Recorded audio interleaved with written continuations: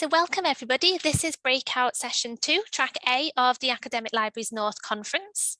Before we get started, I'm just going to run through some quick housekeeping. So please ask questions at any time throughout the talks this afternoon.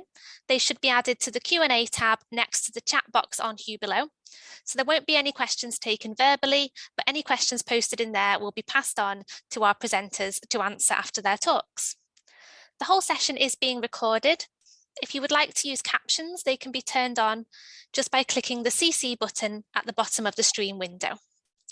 We do ask all delegates abide by the Code of Conduct, which can be accessed via the delegate brochure and the ALN website. So first off, I'm going to hand over to Christina Kamposiori from Research Libraries UK for their short paper, Achieving Inclusive Access to Library and Archive Collections Through Remote Technologies. Thank you, Christina. Thank you, Heather. So hello, everyone, and thank you for having me here today. So my name is Christina Kamposiori, and I'm from Research Libraries UK, a consortium of 39 research libraries across the UK and Republic of Ireland.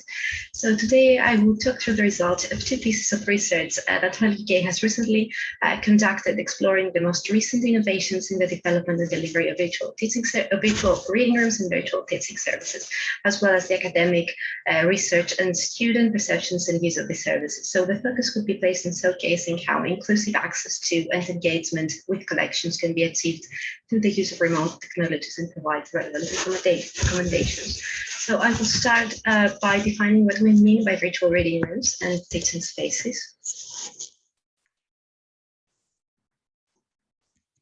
Take a minute. So virtual reading rooms include the presentation of original archival, museum, or special collections content, and this is usually done through a visualizer and also using software like Zoom or an alternative that a member of a search room staff uses to engage with the user remotely. And during that session, there is they remotely position and reposition materials. And these are bespoke research services and are staff time and expertise intensive, but do provide visual access and interpretation of materials which do not depend on digitalization. With regards to the virtual teaching spaces, these utilize the same technology and include the presentation of these materials to a larger group, either joining from physical classroom or individually by Zoom, with a greater emphasis on teaching and pedagogy. So, and this is actually the terms that we have used for our research. So having outlined what these services are, so how did they emerge and where did they come from? And from now on, I will be referring to this often as VRRs and VTSs instead of using the long term. So in total, our research revealed that there were 45 institutions that have created or plan to create a virtual reading room and teaching space service. And these have been geographically dispersed. So they were found in the UK, Republic of Ireland, across Europe, USA, Australia, and New Zealand. Of course, we are sure that there are many others out there that we haven't mapped yet, and these are just the tip of the iceberg. So the circumstances under which the services emerged are quite specific. So most of them have been a response to the closure and partial closure of physical buildings in response to the COVID-19 pandemic. And in terms of the UK institutions, they emerged during the partial lockdown period where staff could be inside, but only limited user entry was permitted. So RLUK has been charting the development of these services since the late 2020. So our first report was published in 2021 and the second one in April 2022. And there is a third one coming shortly, hopefully before the end of the summer. And we have several case studies and the recording of conference workshop on our website. So you can access these reports by scanning the QR code on this slide. So, so we'll now talk through some of the findings of our two latest studies, and with the focus of the findings on how how remote technologies can be used to support inclusive access to collections and engagement with users. So before I begin though with the results of the first survey, I would like to encourage you to complete a very short poll that you can access through scanning this QR code. That will help me get a better understanding of your familiarity with and interest in VRRs and VTSs. So the QR code will be shown again later in this presentation in case you missed it at the beginning, and then I will be happy to share the results of the poll at the end if there's time. So building upon previous work on VRRs and VTSs, that I mean the research that we published in 2021.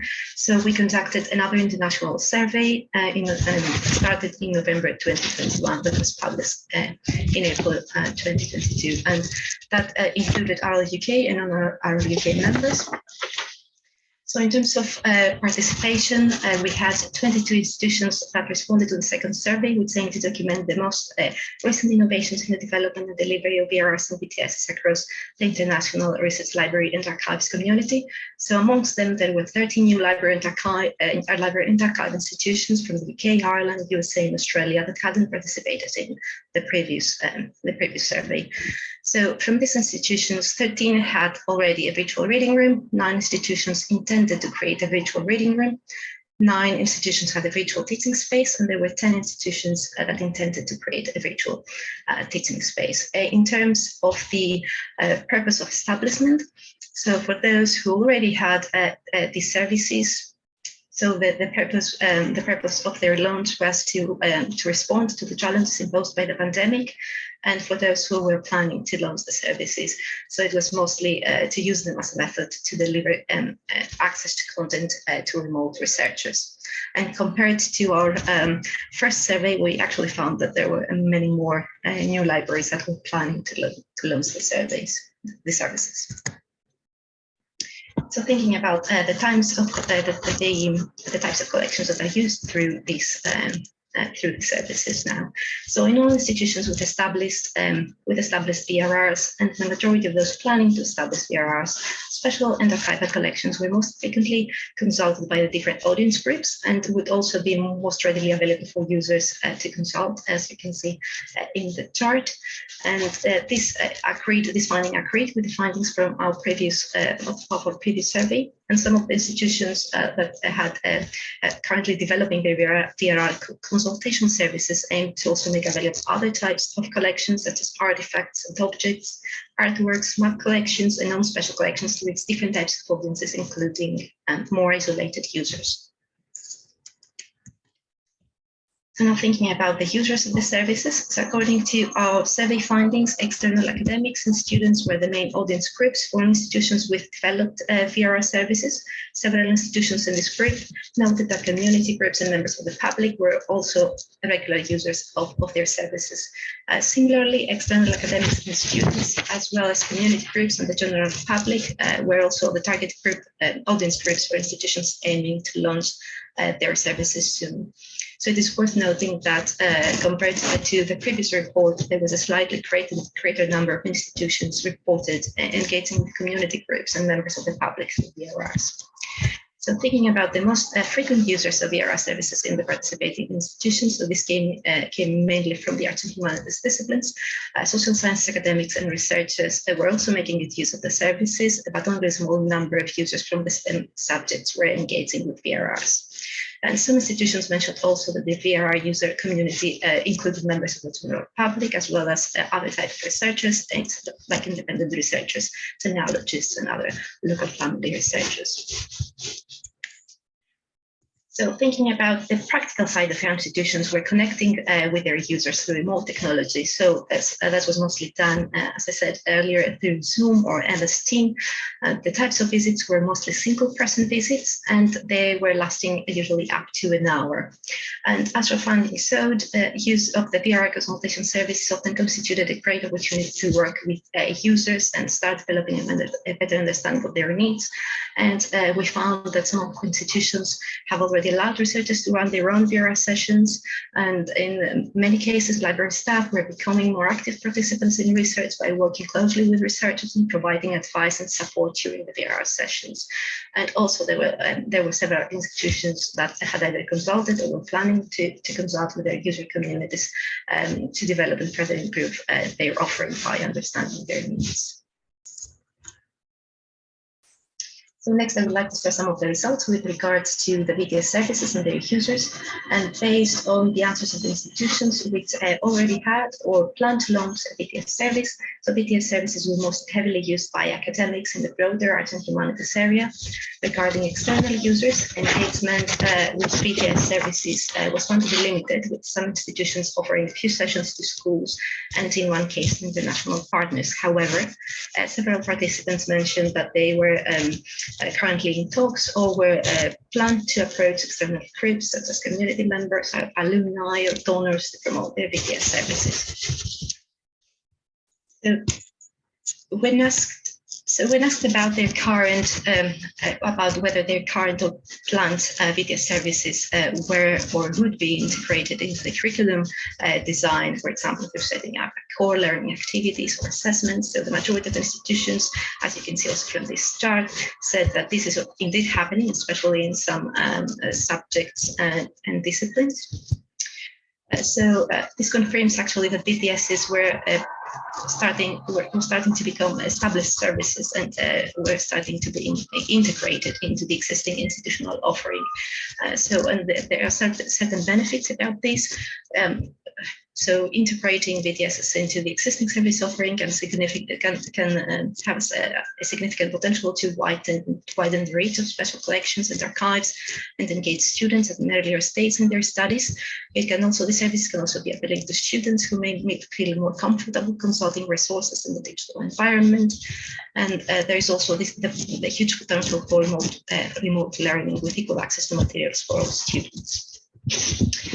So now I would like to move to some of the findings of our latest survey, which will hopefully be published by the end of summer. So this survey aimed to explore academic experience and perceptions of VRRs and VTSs.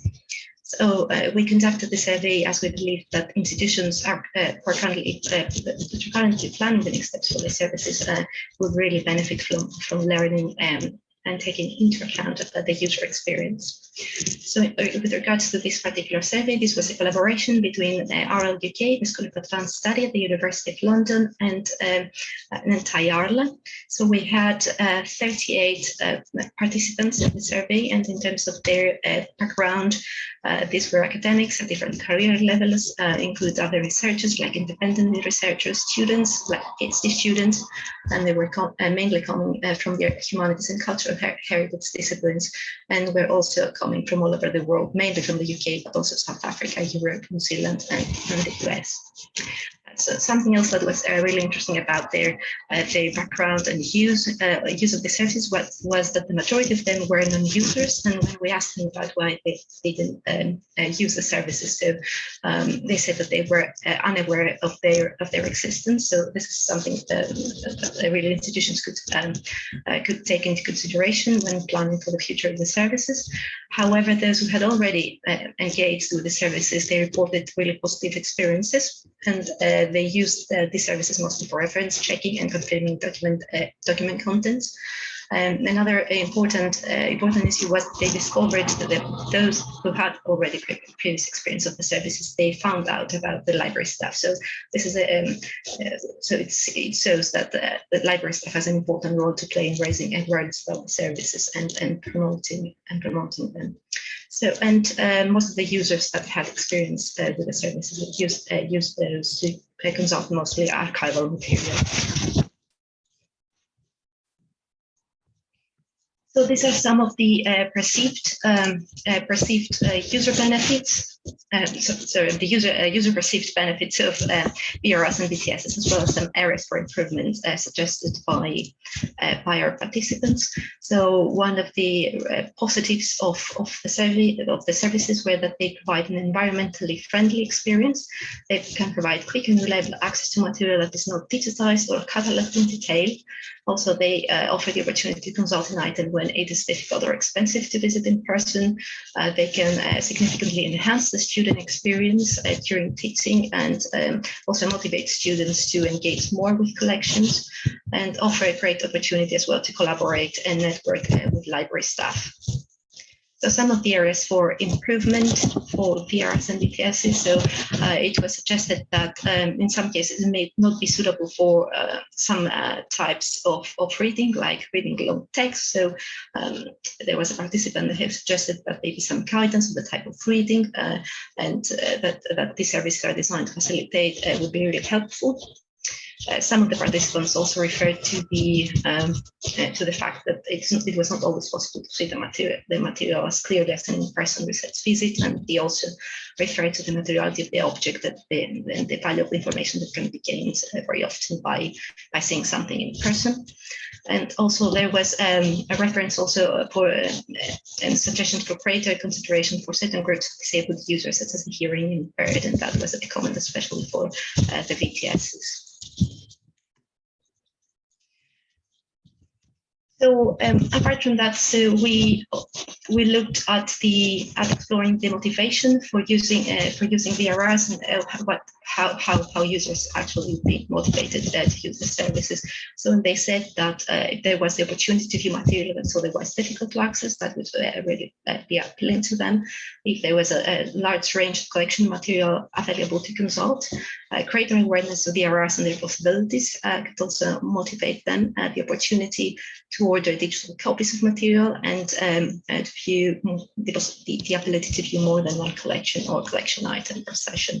Also, with regards to the circumstances under which VRR is the most valuable, so our participants told us that these are valuable when collection items required are not digitized, to limit travel, and to evaluate the need for an in-person visit.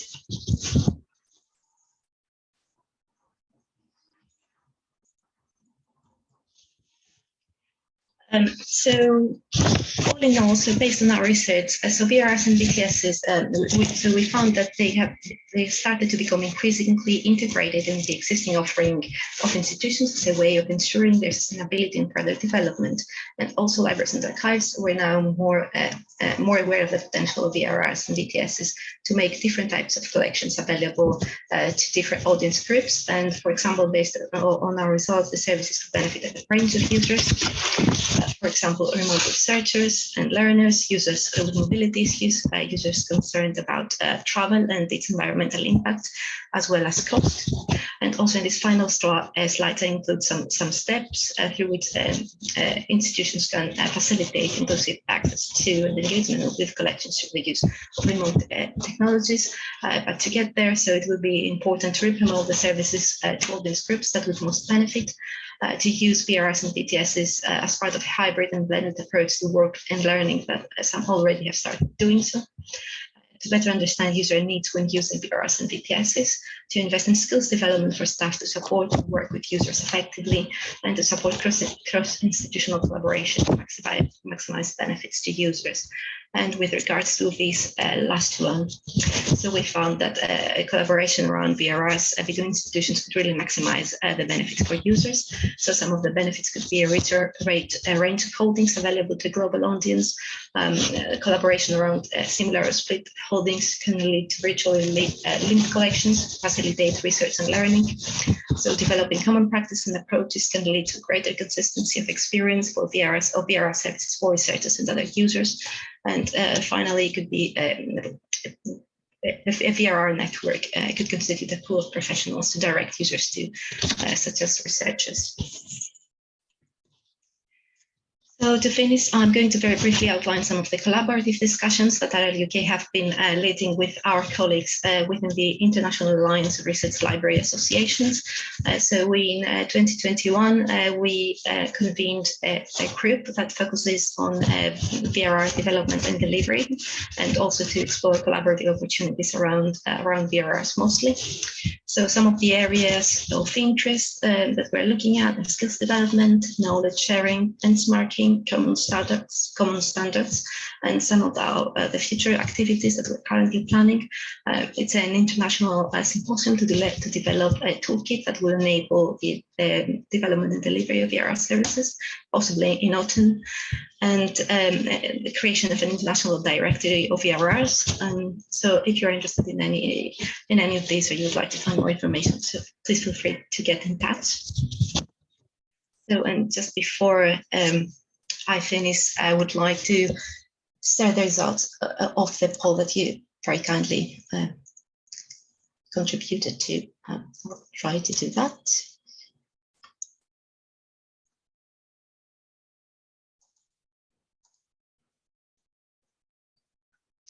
All right, so we've got some participants from the United Kingdom.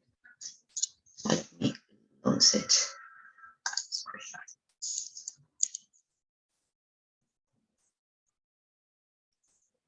And in terms of whether your institution offers a virtual reading room service, said no.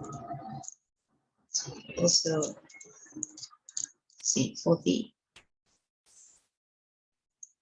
sorry, just to skipped one.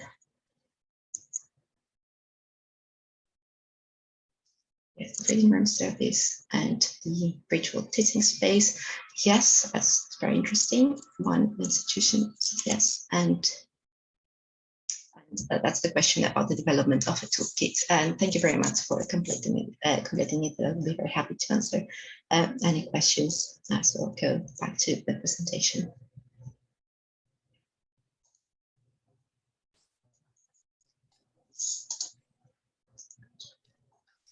Thanks very much, Christina.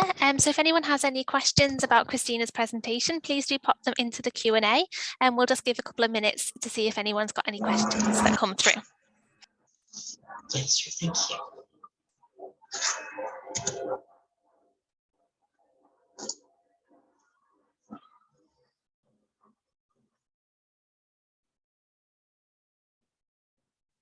Of course, I've got my mail address in the presentation as well, so please feel free to drop me an email if you would like to find out more about the work we are doing.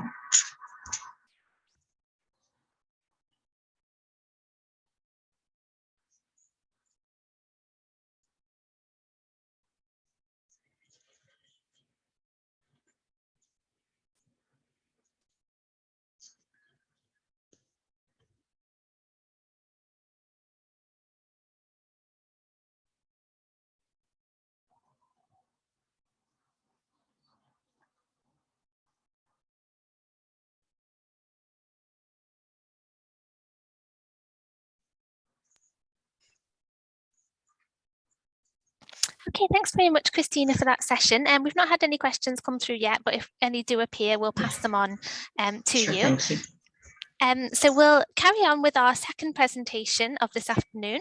So I'm going to hand over to Alice Bennett from the University of York for their short paper, which is Inclusive Online Engagement, Making Your Social Media More Accessible. Thank you, Alice. Right, so as has just been said, I'm Alice Bennett. I'm an accessibility support specialist from the University of York. I've also got a couple of kids kicking footballs against the side of the building, so if I suddenly flinch, I don't think the sound's picking up on Zoom, but please know it's because the football's just hit the wall, not anything else. Do feel free to ask questions and pop them in the chat as we go along, and we'll get to them at the end, if that's okay. So, a lot of the things we're talking about today are potentially really uncomfortable. Inclusivity can be very difficult to talk about because people can often feel personally attacked whilst you're trying to make progress. Certain behaviours do need calling out, but it can be really difficult to do that in a workplace. So it's a difficult thing to negotiate in society generally, but particularly within the workplace.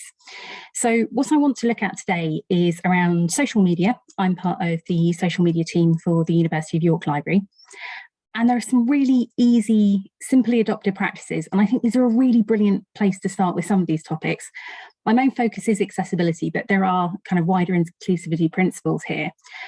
And this can make a huge difference to your social media output, but is also a really good way to get people thinking about accessibility and starting to get into good habits, starting to make those changes. So those are the things that I want to talk about today.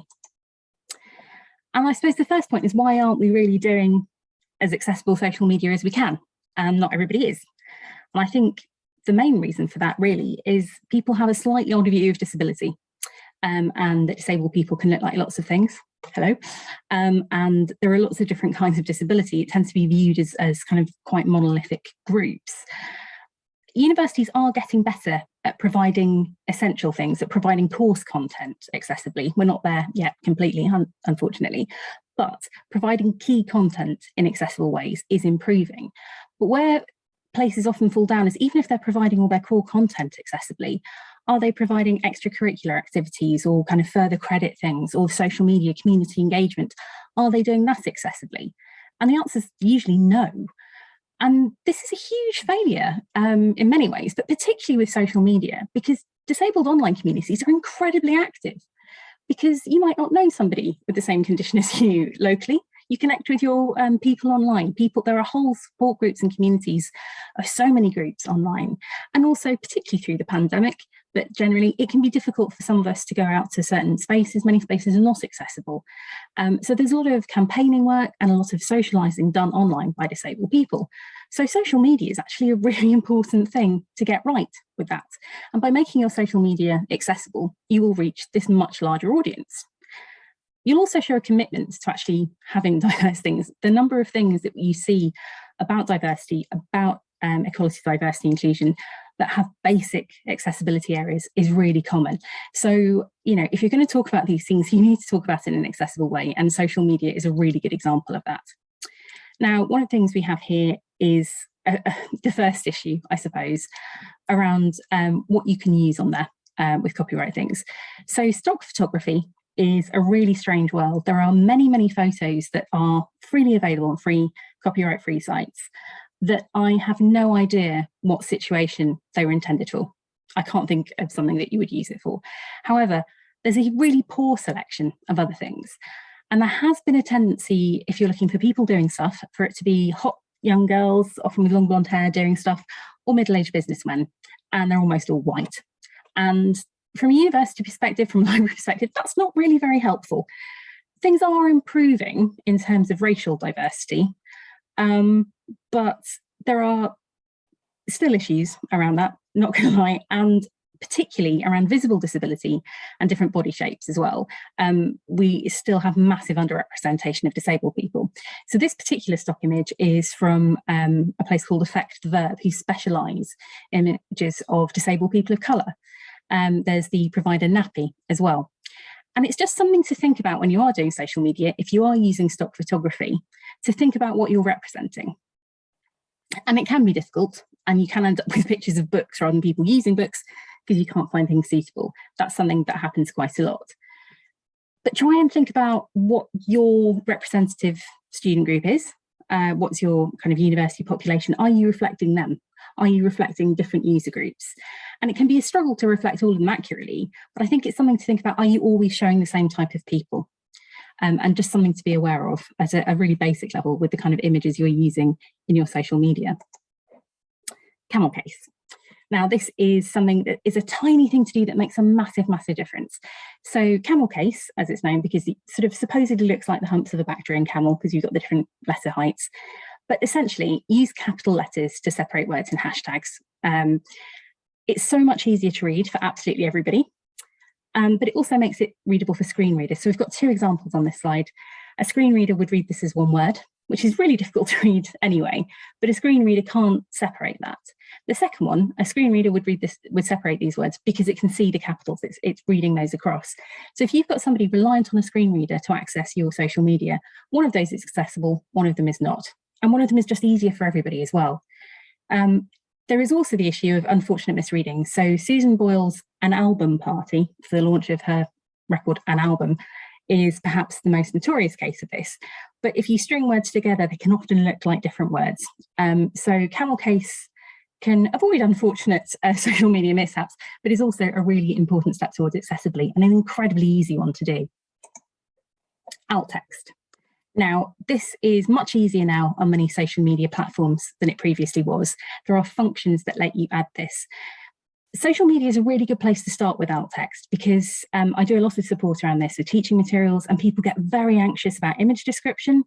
There are lots of different approaches to image description, all sorts of issues arising there. But with social media, you're not conveying necessarily an art history thing or a detailed graph.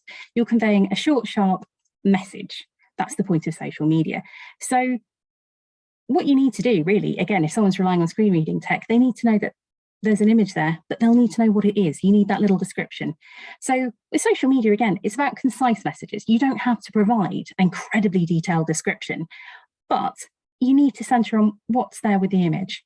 So this is an easel, but you know, if I made a tweet about poster design and made a joke about blank canvases, I would pick up on the words blank canvas in my alt text. I want people to link the two.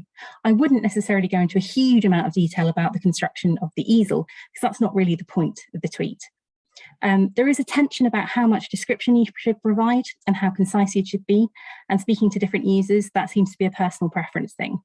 But with social media, keeping it pretty concise is generally the way forward, because that's the nature of social media. So if you are anxious about image description as a whole, alt text on social media images, particularly Twitter, is a really good place to start dipping your toe in to get into the practice of doing this and making your social media more accessible. But don't use it as an Easter egg. So there's been a recent trend using alt text as the extension of a post. So putting in extra information, putting in extra jokes. So if someone looks at the alt text, they get something extra to the original content. That's not the point of alt text. That's of absolutely no use to somebody relying on a screen reader to access that. It's not the point of an alt text function. A pithy, slightly amusing description of an image, that's fine. But if you're putting in jokes and things like that in there, that is not the point of that image, that is not the point of that post, that is this kind of extra content, you're misappropriating an accessible tool. And it doesn't help people. It doesn't help your users. Captions. Now, only going to go into this very briefly here because this is talking about social media. Alt text can be added to GIFs and should be done so. If you're creating a more substantial video, you're going to have to think about captions. I think there's also a tension here about whether you want sort of voiceover and dialogue. Providing a transcript is really good, because if it's an accessible transcript, people can listen back to that with a screen reader.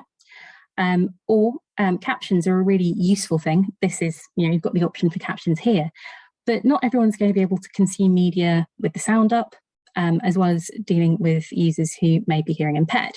So thinking about where the information is in this, are you having lots of words and information popping up on screen? Because that's something you might want to provide a voiceover for, or some kind of transcript someone can access. Because if that's all image-based, no one's going to get that.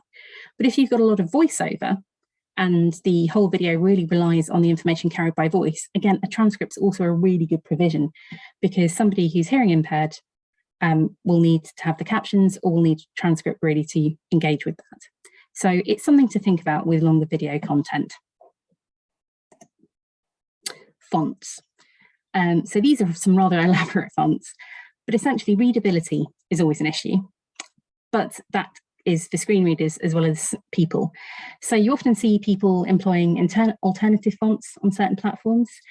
Depending on what device someone is using, that might not be supported, so they might not be able to see that text. And again, screen readers often can't process that. So if you see somebody using kind of comedy fonts or kind of all sorts of unusual symbols and inserted letters and things, that's not particularly accessible. It's hard for anyone to read, can cause particular problems for dyslexics, but again, it's not screen reader friendly. So just using a platform supported by the site is a really small decision, but it's one that will inherently make your work easier for people to access. And the sad box of the unread emoji, it's the old phone platform, it's the little tiny rectangle of knowing something's there and not knowing what it is. So emojis aren't a bad thing. They can be great to use, they can add to things. Overuse of them, a message that's completely loads of emojis is going to be difficult for anyone to process and potentially confusing. But judicious use of emojis in social media, it is a lighter tone, that's fine. But be careful that you use an emoji that is supported across all platforms. So sometimes Apple will do something ahead of Microsoft or things like that. And if it's an emoji that is not yet supported, you will get that sad little square. Now, that sad little square in this case was a dodo that I copied and pasted in. So, you know, new emojis, check that they're going to work across the place. My tip would be to use a site called Emojipedia, and you can copy and paste there, and it will be in a format that it will show you how it appears in every single format, and it will show you if it's not working in different formats. So that's a really useful site.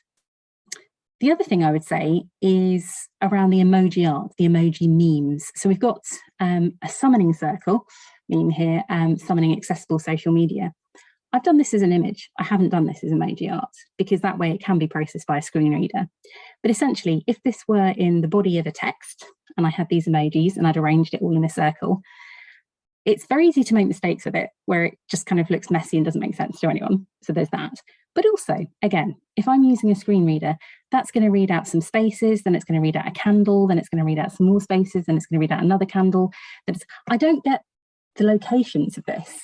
I just get what's on there in order. And at some point it will tell me the accessible, and then it'll tell me another candle, and then it'll tell me social media, and it'll tell me something else. That's not going to make sense to me. So if you see kind of memes like that, which rely kind of basically on text formatting, do think about whether you want to use that, because that is not accessible to anyone relying on screen reading technology. And it's the same with ASCII images and art, unfortunately. So there are lots of versions of these. I've gone with the In This House We one. Again, essentially keyboard art, that you're using keyboard symbols, you're using punctuation to create images and art. And there are some very funny ones. But unfortunately, these aren't good to use because, again, if I try and access a screen reader, it's going to read out bits of punctuation and then in, and then punctuation, and then this, and then punctuation house. I'm having no sense in what shape the punctuation is. And depending on that, they can be very confusing. So again, I've processed it as an image here, but if that is arranged in a text area, that's not going to be something that people will be able to easily process. Now, text as image, kind of word art and word clouds. It's not 2010, so I would question how much people are using word clouds, but they can be accessible as infographics. If you want to use it as a genuine infographic, you can actually provide an alt text in which you list the highest rated words and you go down. So if you actually want to use that as a kind of infographic means of transmitting information, that can be done accessibly. However, if you're just using it as a kind of word art thing, if you're kind of using it for a bit of an art generation thing, again, that's being processed as an image. If I have a screen reader, that's not going to read those words out. That's going to go, oh, that's an image. So, you know, think about whether you do actually need to use them, whether it's the right thing to use. Similarly, if you're using some very basic word art, so a short phrase or a bit of text, so a big thank you sign or something like that, that's really easily described in alt text. That's not a problem. But you are needing to put that text in there. Anything that you've got on there in terms of links, in terms of phrases, in terms of information, if it's appearing in an image, we might be processing that as text, but a screen reader can't. Really long bits of text in there should probably be avoided because, again, you want that concise image description. So again, think about the experience of the person using the screen reader. How much is being read out to them over a single post?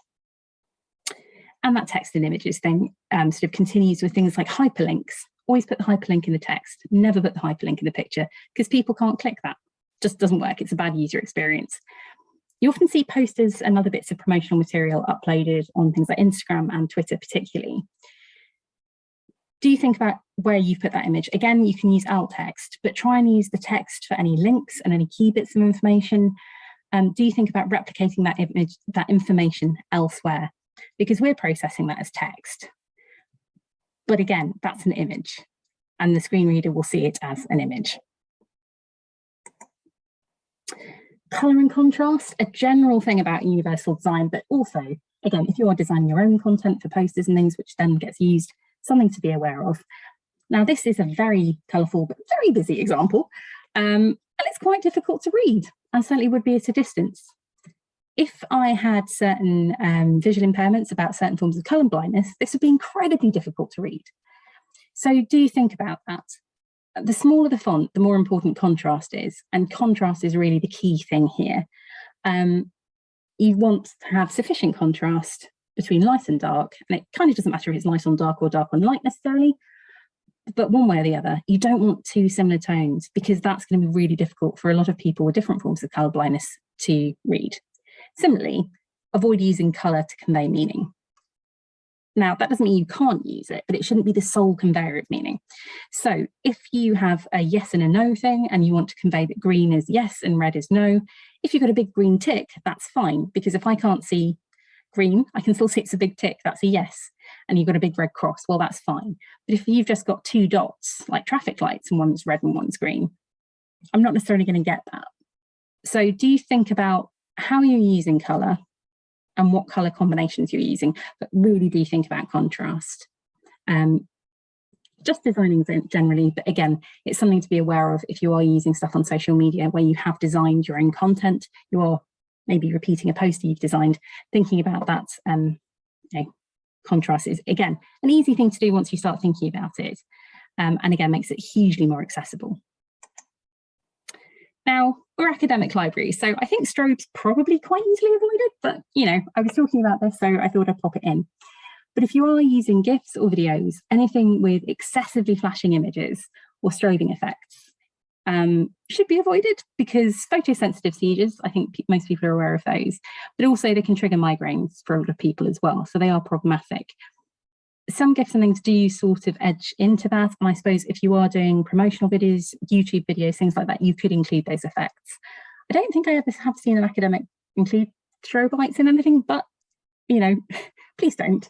It's not a great idea to do that, even if you are very tempted to do so.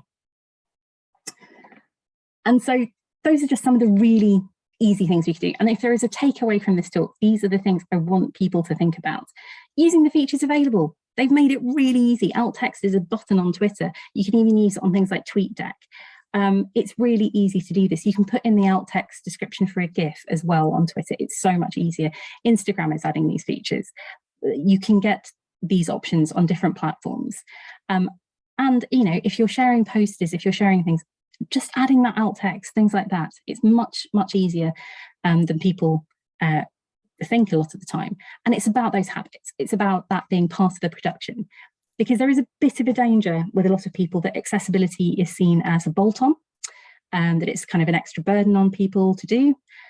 But actually, if you get used to the habit of just using the accessible features in all your work as you go along, and it's part of the work itself, your output becomes far more accessible to far more people, but you've not really had to do work retrofitting, creating stuff, and then trying to make it accessible. That always takes more time, is more difficult, and that will feel like a burden. So getting into good habits is really the way forward. And I think social media is a really easy way to start doing that with things like camel case and alt text. It's really easy to start adopting these and just making these part of your practices. And talk about it. You know, first rule of Accessibility Club is tell everybody in as many formats as possible so everyone can access it. Do talk about inclusive practice. And if there are a few of you running something and it has changing personnel, think about including some stuff about inclusive practice in your guidelines about, in the same way that you might say about copyright on pictures, think about, you know, variety and diversity in pictures. Think about informing people that they need to use camel case or hashtags. If you are creating guidelines, include accessibility in those for the next person so they know as well. And also, again, making that inclusive practice just part of how you work and what you do. So we all forget sometimes, but doing things like adding out text to your own social media, your personal accounts, as well as institutional ones, or if you run, you know, one for another organization that's not part of your institution, thinking about how you can pick it up in different areas of your life, because as these become habits, as these become things you adopt, they become completely normal. They're not an extra burden. And this is a really easy way to start getting into these habits and start exploring accessible features, because they are so user-friendly in social media. It's something that we can then start taking into other areas. And it's also, I think, less threatening as an area. So if this is something that you want to start talking to your colleagues about, and you want to start exploring how you can improve your own practice, social media is a brilliant place to start, and I would ask you all to consider it. So thank you.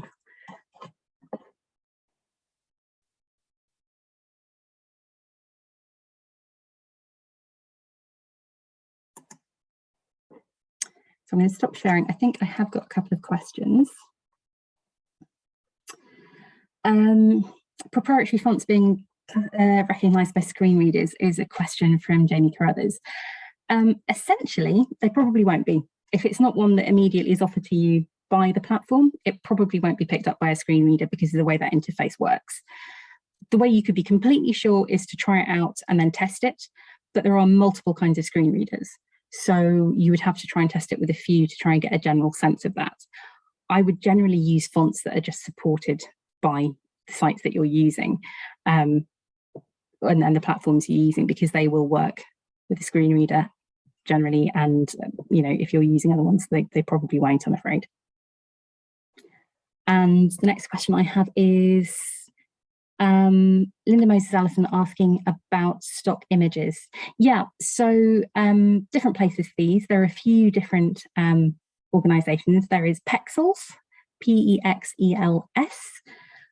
There is Pixabay, Pixabay. And those are generic ones, and they will have, as I said, that completely bizarre selection of things. They do have ones that you can use, but you may have to have a little bit of a look through on those. The ones that specialise more in diversity are Nappy, Nappy, which specialises far more in having people of colour using tech, because there is a tendency, or historically certainly has been, for that to all be middle-aged white men. So that shows far more people of colour using tech. Affect the Verb is the one that I took that original picture from, and they specialise, as say, in visibly disabled people, particularly visibly disabled people of colour, and that's a really useful one.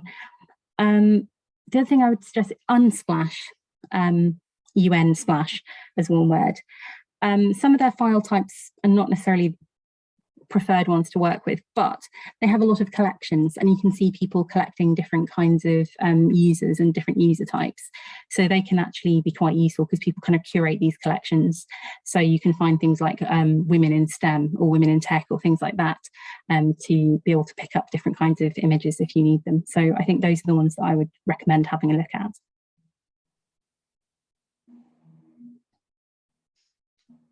Thanks very much, Alice. That was a really useful session. Lots of really good advice in there in terms of making our content more accessible. And thanks again to Christina for her session a little bit earlier on. So next on in the programme, there is a 10-minute break in which you can network in the lounges or in the sponsor booths. And this will be followed by a quiz at 5 p.m. Do keep a lookout for the feedback survey, which will be made available at the end of the day. We're always really interested on any feedback that you have in the conference. So thanks again to our presenters and for everyone who came along to the session.